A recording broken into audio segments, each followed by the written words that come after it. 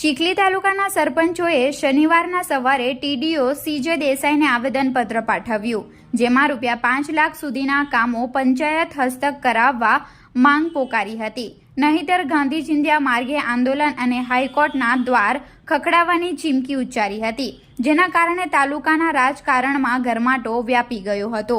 ચીખલી તાલુકાના સરપંચોએ શનિવારે સામૂહિક આવેદનપત્ર પાઠવ્યું હતું, જેમાં પંચાયત ગ્રામ ગૃહ નિર્માણ ગ્રામ વિભાગના પરિપત્ર ટાંકીને ₹5 લાખ સુધીના વિકાસના કામો વિના ટેન્ડર સંબંધિત ગ્રામ પંચાયત મારફત કરાવવા માંગ પોકારી હતી.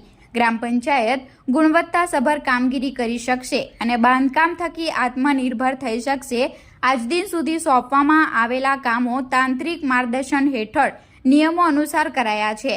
તેમ છતાં ચીખલી તાલુકા પંચાયત દ્વારા ગ્રામ પંચાયતને ન સોંપી ટેન્ડર પ્રક્રિયાથી એજન્સી મારફત કરાવવામાં આવી રહ્યા છે, જે કામોમાં હલકી કક્ષાનું મટીરીયલ તેમજ સ્થાનિક જરૂરિયાત મુજબ થતા નથી અને ગ્રામ પંચાયતની મંજૂરી પ્રમાણપત્ર કે પંચ રોજ કામ વિના ગ્રામ પંચાયતની જાણ બહાર ચૂકવણું કરવામાં આવે છે.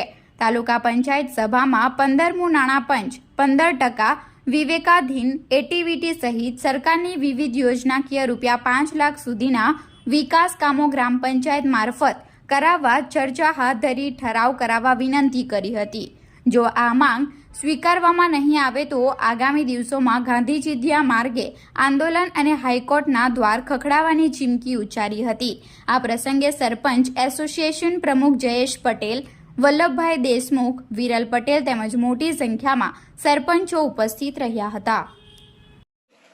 ચીખલી તાલુકા સરપંચ એસોસિએશન દ્વારા આજરોજ સરપંચોને થતા અન્યાય અને 5 લાખ સુધીના કામો ગ્રામ પંચાયતને મળે એવા હેતુસર સરપંચોએ ન્યાય મેળવવા માટે તાલુકા પંચાયત સભાખંડમાં સૌ સભાના રૂપમાં ભેગા થઈ અને તાલુકા વિકાસ અધિકારી સાહેબને આ બાબતે યોગ્ય ન્યાય મળે એટલા માટે આવેદનપત્ર આપવામાં આવ્યું છે.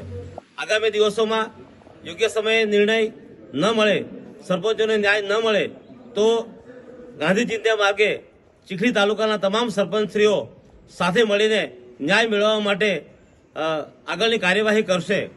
આ ઉપરાંત વિવિધ કાર્યક્રમો પણ આપશે. અમે આશા રાખીએ છીએ સૌ સરપંચ મિત્રો કે અમારા તાલુકાના સૌ સરપંચ મિત્રોને આ બાબતે ન્યાય આપવા માટે હું તમામ અધિકારીઓ અને પદાધિકારીઓને વિનંતી કરું છું. ભારત માતા કી જય.